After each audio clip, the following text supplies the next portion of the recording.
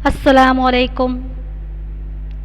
Phase e Chakkiwala girls high school Saudagarwad Surat में विद्यार्थी मित्रों आप सौનું स्वागत है। हूँ पठाण आसिया खातून आपनो विषय लઉં છું ધોરણ 11 में नामाना मूळ तत्वों। एनी अंदर आपणे प्रकरण 1 ની શરૂઆત કરી હતી હિસાબી પદ્ધતિ અને પારિભાષિક શબ્દો। तो एनी अंदर आपणे पारिभाषिक शब्दों तो जो जोवाना बाकी छे, परंतु हिसाबी पद्धतिनी व्याख्या, हेतुओ, फायदा, मर्यादा, हिसाबी पद्धति धंधानी भाषा तरीके तेमज हिसाबी पद्धति विज्ञान के कला आ बाबत विषे आपणे चर्चा करी गया छे। हवे आजे आपणे हिसाबी पद्धतिना गुणात्मक लक्षणों विषे वात करीशुं। तो हिसाबी पद्धतिना गुणात्मक लक्षणों 4 छे। विश्वासपात्रता, सुसंगतपणु, समझ क्षमता अने तुलनात्मकता। हिसाबी पद्धति में जे हिसाबो तैयार करवामां आवे छे तेनो उपयोग हिसाबो तैयार करनार अथवा धंधाना मालिक पूरतो सीमित नथी। मैं तमने आगळ पण वात करी ए रीते कि हिसाबो तैयार करवाथी एनो उपयोग घणी बधी व्यक्तिओ करी शके, जेम के आपणे कोई उछीना नाणां आपी शके, इनकम टेक्स अधिकारीओ, ग्राहको खरीदी करे के नहीं करे, कई रीते तो हिसाबो व्यवस्थित होय। तो हिसाबोमां रजू करवामां आवेल माहितीनो उपयोग विविध पक्षकारो करे छे। विविध पक्षकारो आपणा लेणदारो, देवादारो एटले आपणा ग्राहको आवशे, आ शब्द पण आवशे। आ पक्षकारों में लेणदारो, सरकार, धिराण करनार संस्थाओं वगैरेनो समावेश थाय।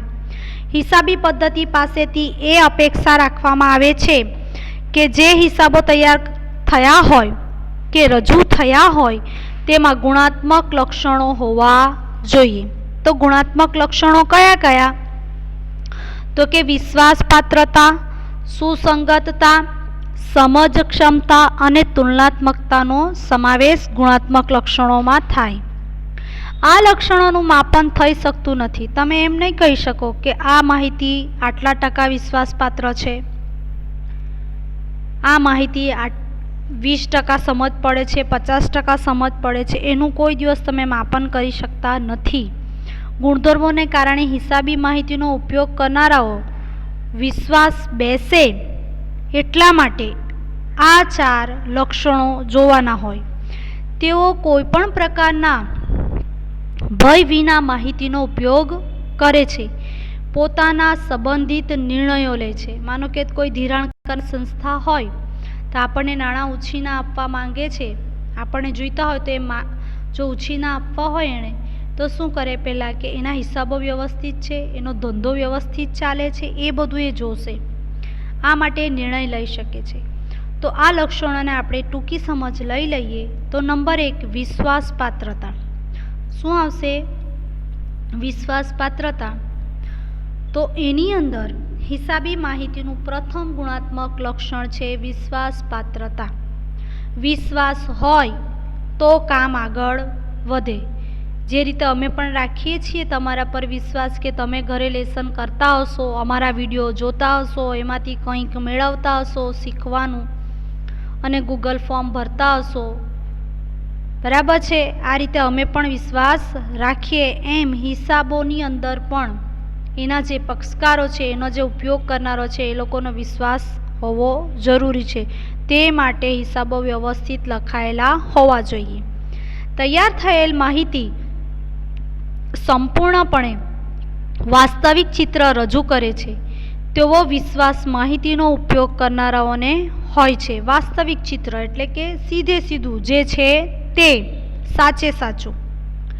माहितीनो उपयोग करनाराओनो विश्वास टकावी राखवानुं काम माहिती तैयार करनाराओनुं छे। पछी अंदर छबरडा होय, भूल भरेला हिसाबो होय तो कोईनो विश्वास रहेतो नथी। एटला माटे हिसाबो तैयार करनार खूब चोक्कस होवो जोईए।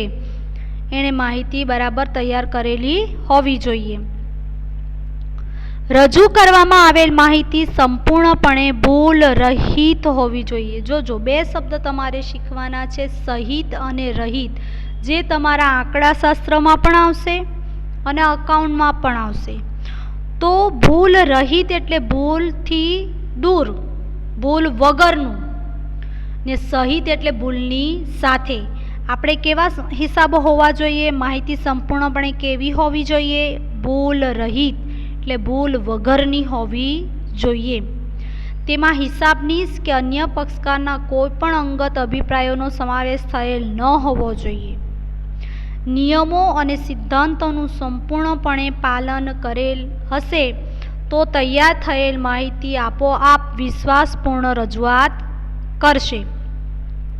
આ વિશ્વાસપાત્રતાના લક્ષણમાં વિશ્વસનીય રજૂઆત, તટસ્થતા, વિચાર વિવેક અને પૂર્ણતા જેવા પેટા લક્ષણોનો સમાવેશ કરવામાં આવે છે. વિદ્યાર્થી મિત્રો, માહિતી જે રજૂ કરવામાં આવે છે એ કેવી હોવી જોઈએ? વિશ્વાસપાત્ર હોવી જોઈએ. હવે આપણે જોઈએ નંબર 2, જે આવે છે સુસંગતપણું. સુસંગતપણાનો ઉપયોગ કરીએ તો જુઓ, રજૂ કરવામાં આવેલ માહિતી ઉપયોગકર્તાની જરૂરિયાતોને પૂર્ણ કરે અથવા પૂર્ણ કરવા સક્ષમ હોય તે માહિતીને સુસંગત માહિતી કહેવામાં આવે છે. દાખલા તરીકે, કોઈ વ્યક્તિ આપણને ઉછીના નાણાં આપવા માટે તૈયાર થાય છે તો એ હિસાબો જોશે. તો એ શું જોશે? કે એનું વેચાણ છે, બરાબર ને? વેચાણ હોય તો વેપારીની આવક હોય ને. એનું વેચાણ છે, એની ઉઘરાણી છે, એનો ધંધો બરાબર ચાલે છે, નફાની દ્રષ્ટિએ એનો ધંધો બરાબર છે કે કેમ, એ સુસંગત માહિતી. એટલે જે વ્યક્તિ એનો ઉપયોગ કરે છે એને સુસંગત હોવી જોઈએ. સુસંગતપણું એવું લક્ષણ છે કે જે ઉપયોગકર્તાને પોતાનો માહિતી આધારિત નિર્ણય લેવામાં મદદ કરે છે. મદદ કરે ને, કારણ કે એ જે નિર્ણય લે, આપે કે ન આપે, નાણાં ઉછીના આપે કે ન આપે, એ નિર્ણય લેવામાં એમને મદદ કરે છે. હિસાબનીસ દ્વારા તૈયાર થયેલ માહિતી કે રજૂ કરવામાં આવેલ માહિતી એવા પ્રકારની હોવી જોઈએ કે રોકાણકાર આ માહિતીના આધારે નક્કી કરી શકે કે તેના ભૂતકાળના નિર્ણય બરાબર હતા કે નહીં. કોઈ ધંધાકીય વેપારી હોય અને એણે જે નિર્ણયો લીધા, જે રોકાણકાર છે એ જોઈ શકે કે એણે ભૂતકાળમાં નિર્ણયો બરાબર લીધા કે ન હતા, વર્તમાનમાં એ બરાબર ચાલે છે કે કેમ, કે બધાને ઉધાર જ વેચાણ કરે છે. ભૂતકાળમાં એને ખોટ ગઈ હોય છતાં એ વર્તમાનમાં પણ હજુ ઉધાર જ ધંધો ચલવે છે, તો ભવિષ્યનો નિર્ણય શું હોઈ શકે? એની દુકાન બંધ થવાનો વારો આવે કે નહીં આવે? તો જે રોકાણકાર છે એને નાણાં ઉછીને આપશે એ પહેલાં જોશે કે ભૂતકાળમાં શું પરિસ્થિતિ હતી. ભૂતકાળમાં એને ખોટ ગઈ હોય, વર્તમાનમાં પણ એ ઉધાર જ આપે છે, તો ખોટ જ જશે પાછી.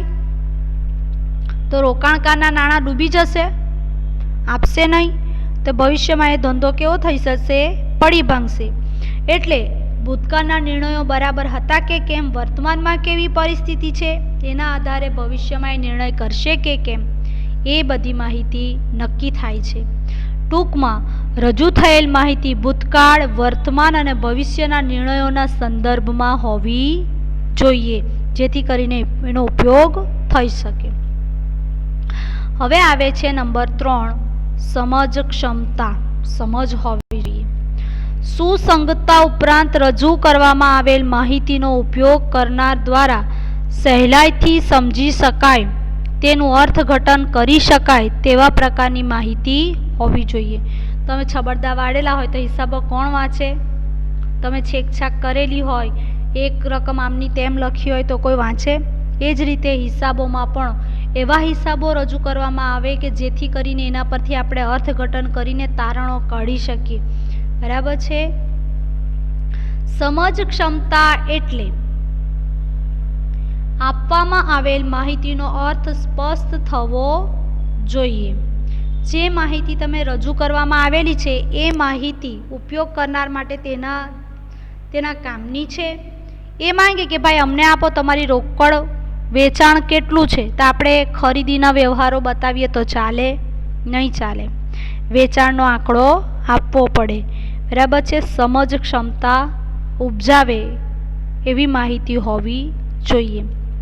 જો કે માહિતીનો ઉપયોગ કરનાર પાસે ધંધાકીય આર્થિક પ્રવૃત્તિઓ અને હિસાબી બાબતોનો પ્રારંભિક જ્ઞાન એટલે કે જાણકારી હોવી જોઈએ, એની એ અપેક્ષા રાખે છે.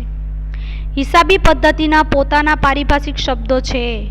પારિભાષિક શબ્દો મેં તમને આગળ પણ વાત કરી એ રીતે કે પારિભાષિક શબ્દો તમારે જોવાના છે. એ પારિભાષિક શબ્દોનો ઉપયોગ કરીને જ આપણે દાખલાઓ ગણવાના છે. એના શબ્દો છે, એના નિયમો છે, એના સિદ્ધાંતો છે. એ જ રીતે જે રીતે પાઘડી માથે બંધાય પગે નહીં, એ રીતે હિસાબી પદ્ધતિના પણ નિયમો છે. એ જ પ્રમાણે નામું લખાય, પછી આપણા નિયમો પ્રમાણે નામું લખાય નહીં. તે અંગેની અમુક જાણકારી જો ઉપયોગકર્તા પાસે ન હોય તો તે રજૂ કરેલ વિગતો સહેલાઈથી સમજી શકતો નથી. ટૂંકમાં હિસાબોમાં રજૂ થયેલ માહિતી સમજ ક્ષમતાનો ગુણ ધરાવતી હોવી જરૂરી છે, તેમજ ઉપયોગકર્તા માટે અમુક અપેક્ષિત બાબતોની જાણકારી હોવી જોઈએ. જે રીતે માહિતી સમજ ક્ષમતાનો ગુણ ધરાવે એ રીતે જે ઉપયોગ કરે છે એને પણ નોલેજ હોવું જોઈએ, એને પણ સમજ હોવી જોઈએ. એને એ જો એકાઉન્ટની સમજ કરતો હોય તો એને નિયમોની ખ્યાલ હોવું જોઈએ. હવે માનો કે આપણા હિસાબો ઓડિટ કરવા માટે CA આવે, ચાર્ટર્ડ એકાઉન્ટન્ટ. જો એને જ નિયમોની નહીં ખબર હોય તો હિસાબો ઓડિટ કેવી રીતે કરે? કોઈ પણ વ્યક્તિ, હવે આપણને રસોઈ કરવા માટે મૂકી દેવામાં આવે, પણ આપણને રસોઈ કરવામાં મસાલાઓની સમજ જ નહીં હોય તો કેવી રીતે કરીએ? અહીંયા પણ એવું જ છે. તમને કે કિચન ક્યાં છે તો મમ્મી બતાવી દે, મમ્મીને ખબર, મમ્મીએ બધું વ્યવસ્થિત મૂક્યું છે, એમની માહિતી બરાબર રજૂ કરી છે, પરંતુ આપણને સમજ નથી કે હળદર કાં છે ને મરચું કાં છે. આને મરચું કહેવાય ને આને હળદર કહેવાય, એ આપણે આંખ સામે છે છતાં આપણે નથી જાણી શકતા. તો એ ઉપયોગ કરનાર માટે પણ બંને પક્ષકાર માટે વ્યવસ્થિત હોવું જરૂરી છે. નંબર 4 હવે આવે છે. નંબર 4 તુલનાત્મકતા. હિસાબી પદ્ધતિનું અન્ય ગુણાત્મક લક્ષણ એ તુલનાત્મકતા છે. હિસાબી માહિતી એવી રીતે તૈયાર અને રજૂ થવી જોઈએ જેથી કરીને તેના ઉપયોગકર્તાઓ ધંધાની નફાકારકતા અને આર્થિક સદ્ધરતા અંગેના બે સમયગાળાની તુલના કરી શકે. બંનેની તુલના કરવી જોઈએ. તુલનાત્મક ગુણધર્મ હોવાથી ઉપયોગકર્તાઓ દ્વારા બે જુદા જુદા સમયગાળાના પરિણામોની તુલના કરીને પોતાના નિર્ણયો લેતા હોય છે. આપણે ઘરમાં પણ વાત કરીએ કે પહેલાંના જમાનામાં આટલા રૂપિયે વેચાતું હતું, હમણાં આટલા રૂપિયે વેચાય છે. એ શું થયું? તુલના થઈ. આ વર્ષમાં તો આટલો ભાવ હતો ને હમણાં આટલો ભાવ છે. તે તુલના અહીંયા પણ બે જુદા જુદા સમયગાળાની તુલના કરવી જરૂરી છે. કંપનીના કિસ્સામાં તૈયાર થયેલા હિસાબોમાં ગયા વર્ષની અને ચાલુ વર્ષની હિસાબી બાબતો જેવી કે આવકનું પત્રક, પાકું સરવૈયું અને રોકડ પ્રવાહ પત્રક આપવામાં આવે છે. બે સમયગાળાની જુદા જુદા હિસાબી બાબતોની તુલના થતી હોય છે. પાકું સરવૈયું આ વર્ષે રજૂ કર્યું તો ગયા વર્ષના હિસાબો પરથી તો બેની તુલના થઈ.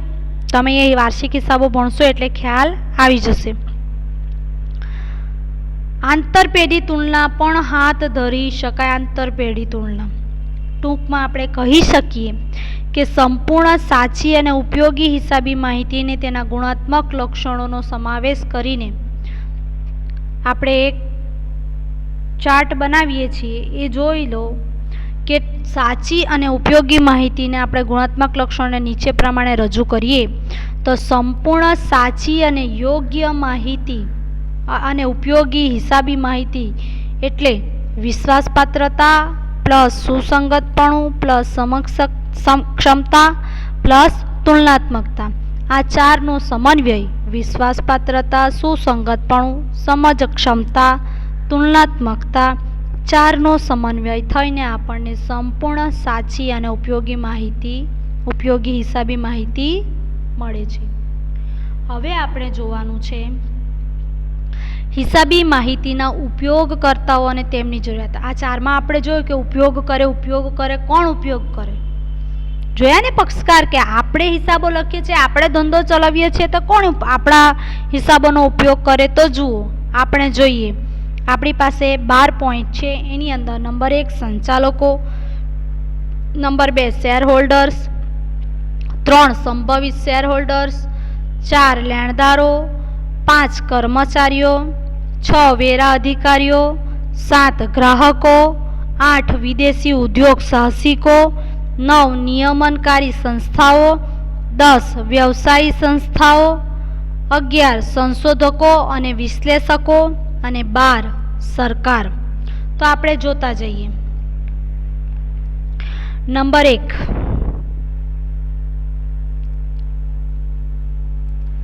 નંબર 1 પર આવશે સંચાલકો.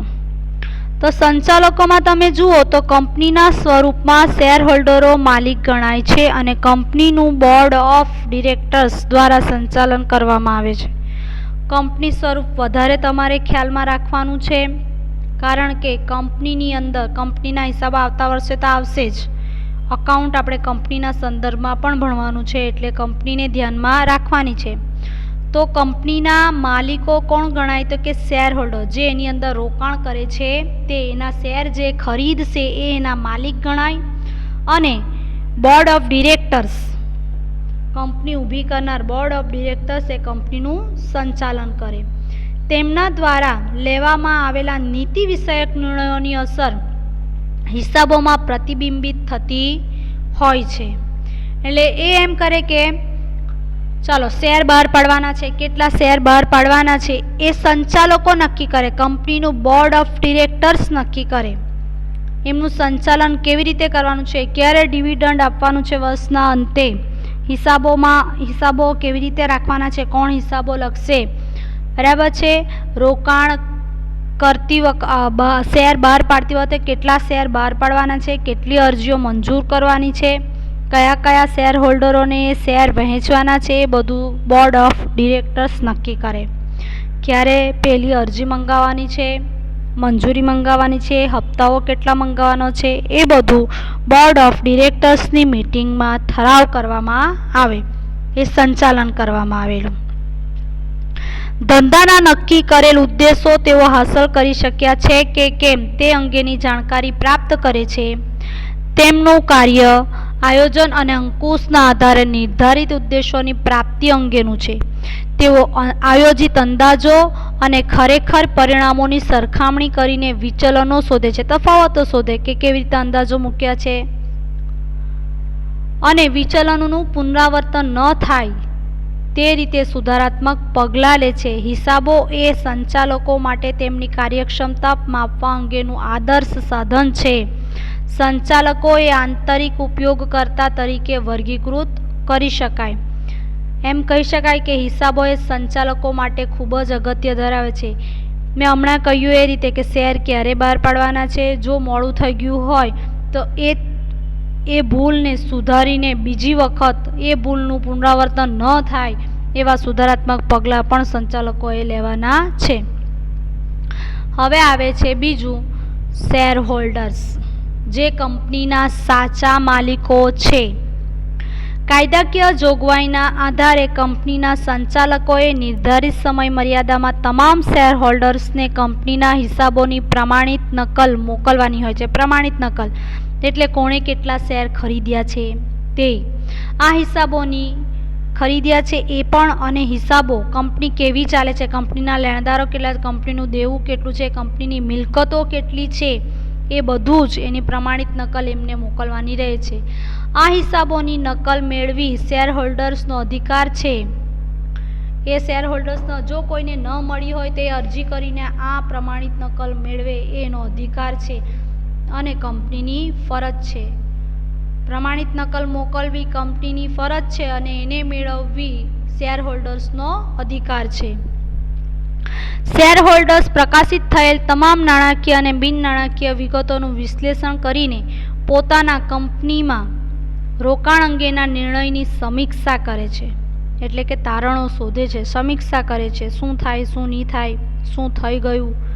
કંપનીના વિકાસ અંગે જાણકારી પ્રાપ્ત કરે છે. કંપની શરૂ થઈ ત્યાંથી લઈને હિસાબો તૈયાર થયા ત્યાં સુધી એમાં વિકાસ થયો કે કેમ એ જોવામાં આવે છે.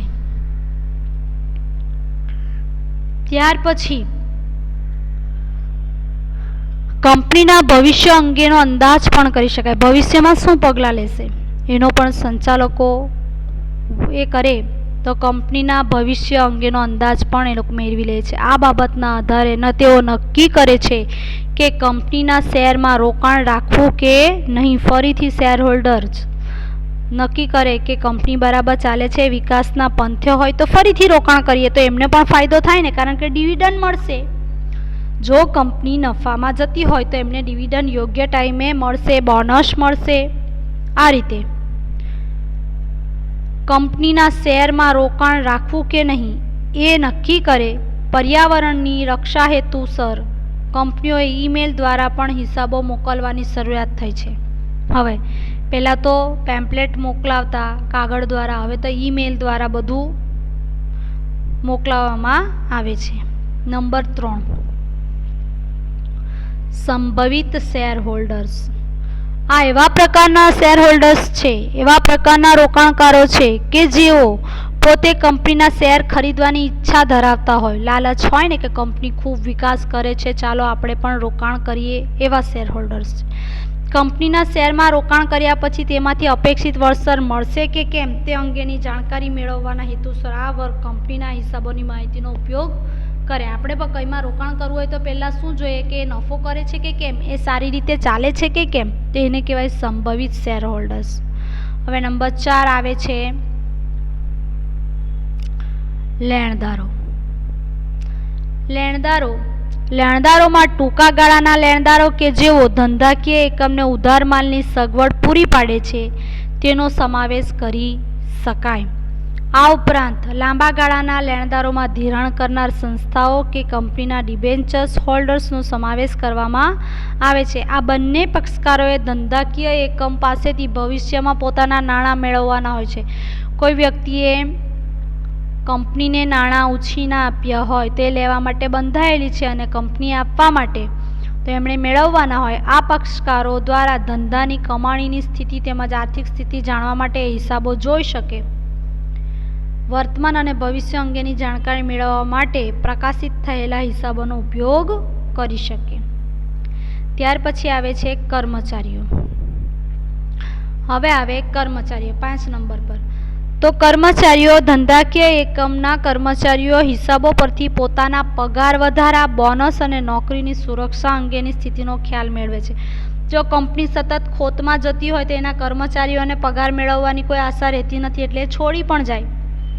એટલે કર્મચારીઓ પણ એનો ઉપયોગ કરી શકે. સામાન્ય રીતે કર્મચારીઓ માટે હિસાબોમાં અગત્યનું અંગ ધંધાનો નફો હોય છે. નફાના આધારે પોતાની માંગણીઓ તેઓ સંચાલકો સમક્ષ રજૂ કરે છે. ધંધાકીય એકમની આર્થિક સ્થિતિ અને વિકાસ સારો હશે તો પોતાની નોકરી સુરક્ષિત છે, ન હશે તો અસુરક્ષિત છે તેનો એ અંદાજ કાઢી લે છે. હિસાબો તેમના માટે પણ ઉપયોગીતા ધરાવે છે. હવે આવે છે વેરા અધિકારીઓ. નંબર 6, વેરા અધિકારીઓ. દેશમાં વિવિધ પ્રકારના વેરાઓ ધંધાની આવક, ધંધાની પ્રવૃત્તિઓ તેમજ અન્ય બાબતોને ધ્યાનમાં રાખીને સરકાર દ્વારા ઉઘરાવવામાં આવે છે. વેરા તો ભરવા જ પડે. આપણે ધંધો લઈને બેસીએ, આપણે ઇન્કમ કરીએ તો પછી ટેક્સ બી ભરવો પડે. આ વેરાઓની ઉઘરાણી અંગે દરેક વર્ષના અંદાજપત્રમાં સરકારો દ્વારા આ અંગેની જોગવાઈ કરવામાં આવે. આ જોગવાઈઓને આધારે વેરાઓની ચૂકવણી ધંધા દ્વારા, કંપનીઓ દ્વારા, વ્યક્તિઓ દ્વારા કરવામાં આવતી હોય છે. વેરાની ચૂકવણી અંગેની જવાબદારી હિસાબો પરથી થાય. હિસાબો પરથી તમને કાલે પણ વાત કરી હતી ગયા પીરિયડમાં કે વેરા ભરવાના હોય તો આપણી ઇન્કમ કેટલી છે, આપણો ધંધો કેવો ચાલે છે, તો આપણે જે હિસાબો વ્યવસ્થિત રાખ્યા હોય તો આપણે નફો કે ખોટ કરી શકીએ ને. જો ખોટ ચાલતી હોય તો આપણે કેવી રીતે ટેક્સ ભરી શકીએ? અમુક થોડે ઘણા અંશે ટેક્સ લાગે, પરંતુ જો આવક વધુ હોય તો એ આવકની ગણતરીના હિસાબે વેરો ભરવો પડે. તૈયાર થયેલા હિસાબો અને ચૂકવવામાં આવેલા વેરાઓ અંદાજપત્રની જોગવાઈઓ પ્રમાણે ચૂકવવામાં આવે છે કે કેમ. હમણાં થાય ને ઇન્કમટેક્સના દરોડા પડ્યા તો ટેક્સ નહીં ભરે તો એ રેગ્યુલર ટેક્સ ભરે છે કે કેમ, ઓછો ભરે છે, એ બધી માહિતી આપણા હિસાબો પરથી મળે એમને. તે અંગેની તપાસ વેરા અધિકારીઓ દ્વારા થાય. આ વેરાઓ રાજ્ય સરકાર, કેન્દ્ર સરકાર દ્વારા ઉઘરાવવામાં આવે છે. હિસાબોનો ઉપયોગ વેરા અધિકારીઓ દ્વારા માટે પણ કરવામાં આવે છે. આ તો ખાસ એ લોકો હિસાબો પરથી જ વેરા ગણે. હવે આવે છે 7મા નંબર પર ગ્રાહકો. ધંધાકીય એકમના ગ્રાહકોને નફાના સર્જનમાં અગત્યના ભાગ તરીકે ગણી શકાય.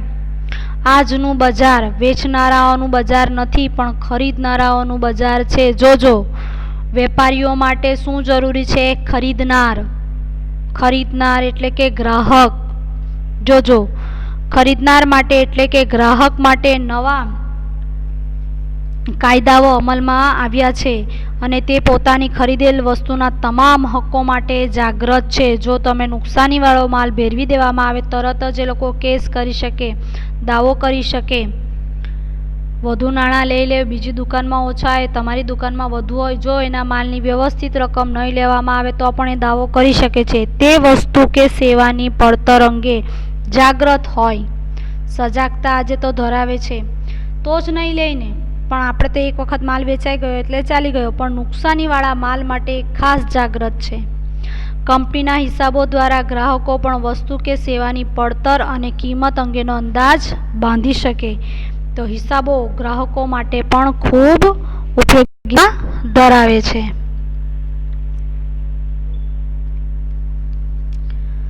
હવે આવે 8મા નંબર પર વિદેશી સાહસિકો. સંદેશા વ્યવહાર અને ટ્રાન્સપોર્ટ સગવડતાને કારણે વિશ્વ ખૂબ નજીક આવ્યું છે. આજે વિશ્વ એક ગામ બની ગયું છે. નજીક, વિશ્વના દરેક દેશો એકબીજાના નજીક આવી ગયા છે. આજે ઘર બેઠા આપણે વિશ્વની ખબર લઈ શકીએ, તો વિદેશી ઉદ્યોગો પણ લઈ શકતા હોય ને. આ ઉપરાંત આર્થિક નિર્ણયો ઉદારીકરણના કારણે હળવા થયા છે. તેથી વિદેશી ઉદ્યોગ સાહસિકો એકબીજા દેશમાં પોતાની વસ્તુઓ કે સેવાઓ વેચાણની ઈચ્છા ધરાવતા હોય. ઘણી બધી વિદેશી કંપનીઓ આપણા દેશમાં પણ છે, આપણી કંપનીઓ વિદેશમાં પણ છે. ઉપરાંત જે તે દેશની કંપની સાથે પોતાના ધંધાનું સંયોજન કરવાની ઈચ્છા ધરાવતા હોય. જો બજાર સારું હોય તો. મેકડોનલ્ડ એક વિદેશી કંપની છે, ખબર છે ને બધાને. પરંતુ આ નિર્ણય લેતા પહેલાં તેમના દ્વારા જે તે કંપનીના હિસાબોનો ઉપયોગ કરીને કંપનીના તમામ પાસાઓ જેવા કે સદ્ધરતા, તરલતા, નફાકારકતા વગેરેનો અભ્યાસ કરવામાં આવે. આ વિશ્લેષણ કર્યા પછી જ નિર્ણય લેવામાં આવે. નિયમન અધિકારીઓ. કંપનીમાં નિયમન અધિકારીઓ પણ સંસ્થા પર અંકુશ રાખતા હોય હિસાબો દ્વારા. જેમ કે એ જે પ્રવૃત્તિ કરે છે સામાન્ય પ્રજાને આર્થિક નુકસાન ન થાય એ માટે SEBI, security exchange board of India, IRDA, insurance regulatory development authority of ઇન્ડિયાની સ્થાપના કરવામાં આવી છે. યાદ રાખજો, SEBI, SEBI, security exchange board of India. તેમના નિયમો અને માર્ગદર્શિકા એમણે બનાવી છે. એ નિયમો પ્રમાણે હિસાબ તૈયાર કરવામાં આવે તો ખૂબ સારું. 10મા નંબર પર છે વ્યવસાયી સંસ્થાઓ. હિસાબો તૈયાર કરનારાઓને વ્યવસાયી તરીકે ઓળખવામાં આવે છે. હિસાબી પદ્ધતિ એક વ્યવસાય છે, તો કોણ કરે? મેં તમને વાત કરી એમ ચાર્ટર્ડ એકાઉન્ટન્ટ, બરાબર છે. હિસાબી પદ્ધતિ માટે 1949 થી the institute of chartered accountants of India કાર્યરત છે, જેમની માર્ગદર્શિકા હેઠળ જ હિસાબો તૈયાર થયેલા હોવા જોઈએ. એ જરૂરી છે. 11મો પોઈન્ટ છે સંશોધકો અને વિશ્લેષકો. તો હિસાબી માહિતીનો ઉપયોગ કરનાર એ વર્ગ છે સંશોધકો અને વિશ્લેષકોનો. તો કંપનીની નફાકારકતા કેટલી છે, આર્થિક સદ્ધરતા કેટલી છે, તેની જાણકારી મેળવવા ઉપરાંત આ નફાકારકતા કે આર્થિક સદ્ધરતા આવી કેમ, આટલી કેમ, તે અંગેનું સંશોધન અને વિશ્લેષકો પણ નું કામ છે. એ શોધે, તારણો શોધે, કારણો શોધે. આપણે એમ કહીએ કે ભાઈ અમારો ધંધો બરાબર નથી ચાલતો, તો આપણે આને નિમી શકીએ સંશોધકોને. એ લોકો એનું તારણ લાવી શકે છે. એમને ક્રેડિટ રેટિંગ એજન્સીઓ તરીકે પણ ઓળખવામાં આવે, જેમાં ક્રિસિલ, CRISIL, ICRA વગેરેનો પણ સમાવેશ થાય. છેલ્લે છે 12 સરકાર, બરાબર છે. દેશના કાર્યક્ષમ અને અસરકારક સંચાલન અને વહીવટ અંગેની જવાબદારી સરકારની છે. બરાબર છે. હમણાં જે વહીવટ કરે છે સરકાર આખા દેશનો, બરાબર, એમની છે. સરકાર દ્વારા દેશના વિકાસ અંગેની નીતિઓ ઘડવામાં આવે. દેશ વધુને વધુ વિકાસના પંથે જાય એ જોવાનું કામ સરકારનું છે. એ લોકો નીતિઓ ઘડે, એ નીતિ પ્રમાણે કામ થાય છે કે કેમ તે જોવાનું કાર્ય પણ સરકારનું છે. માહિતી એકત્રિત કરે, હિસાબો, કંપનીએ જે હિસાબો રજૂ કરેલા હોય તે માહિતી એકત્રિત કરે અને એના પરથી દેશમાં નીતિઓ ઘડવામાં આવે. સરકારના નીતિ વિષયક નિર્ણયોમાં આ હિસાબો પણ અગત્યની ભૂમિકા ભજવે છે. એમ હિસાબી માહિતીનો ઉપયોગ કરનારાઓ માટે હિસાબી પદ્ધતિ દ્વારા જે રજૂ થયેલા હિસાબો ખૂબ જ અગત્યના છે. હવે આપણે નેક્સ્ટ પીરિયડમાં જોવાના છે હિસાબી પદ્ધતિના પારિભાષિક શબ્દો. તો વિદ્યાર્થી મિત્રો, આ પારિભાષિક શબ્દો તમારા 46 છે. તે ઉપરાંત ઘણા બધા છે, પણ આપણને આપણા અભ્યાસક્રમ પ્રમાણે 46 આપ્યા છે, એ આપણે જોવાના છે. તો આજે માત્ર એની લિસ્ટ જોઈ લઈએ. તો નંબર 1 ધંધાકીય વ્યવહાર, 2 બનાવ, 3 મૂડી, 4 ઉપાડ, 5 જવાબદારી, 6 આંતરિક જવાબદારી અને બાહ્ય જવાબદારી, 7 ચાલુ જવાબદારી અને બિનચાલુ જવાબદારી, 8 મિલકતો, 9 બિનચાલુ મિલકતો, 10 દ્રશ્ય મિલકતો, 11 અદ્રશ્ય મિલકતો, 12 ચાલુ મિલકતો, 13 પ્રવાહી મિલકતો, 14 વાસ્તવિક મિલકતો, 15 અવાસ્તવિક મિલકતો, 16 આવકો, 17 મૂડી આવકો, 18 મહેસૂલી આવકો, 19 ચૂકવણીઓ, 20 મૂડી ખર્ચા, 21 મહેસૂલી ખર્ચા, 22 પ્રસારિત મહેસૂલી ખર્ચા, 23 ખર્ચ, 24 ઉપજ, 25 નફો, 26 નુકસાન, 27 લાભ, 28 ખરીદી.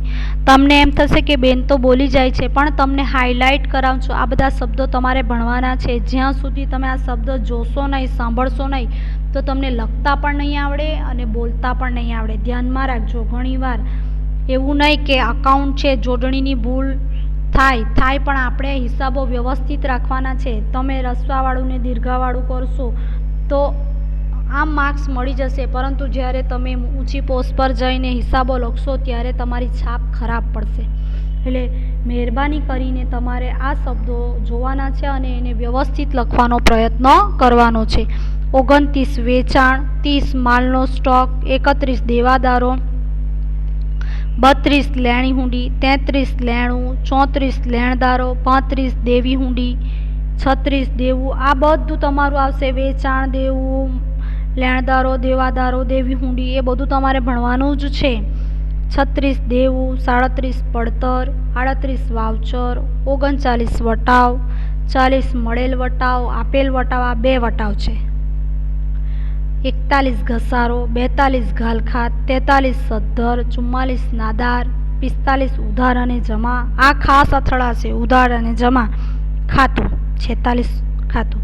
વિદ્યાર્થી મિત્રો, આપણે આ આવતા પીરિયડમાં એના પછી 1 બાય 1 1થી લઈને 46 સુધી આપણે જોશું વ્યાખ્યાઓ અને એની સમજ.